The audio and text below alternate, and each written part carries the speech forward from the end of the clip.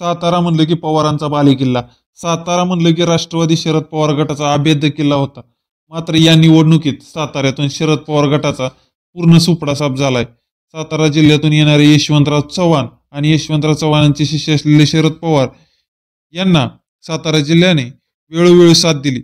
मात्र यावेळी पूर्ण जिल्हा शरद पवारांच्या विरोधात गेलाय आणि सातारा जिल्ह्यातून या निवडणुकीत एकही ठिकाणी शरद पवार गटाला गुलाल लागलेला नाही. तर कोणकोणत्या ठिकाणी कोण कोण निवडून आले ते आज आपण या व्हिडिओतून पाहणार आहोत. फलटण मधून सचिन पाटील हे 17,046 इतक्या मताधिक्याने विजयी झालेत.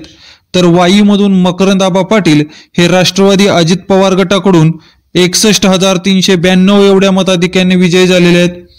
कोरेगाव मधून महेश शिंदे शिवसेना शिंदे गटाकडून 45,063 मतांनी विजय झालेले आहेत. मानमधून जयकुमार गोरे भाजपा हे 49,478 मतांनी विजयी झालेले आहेत.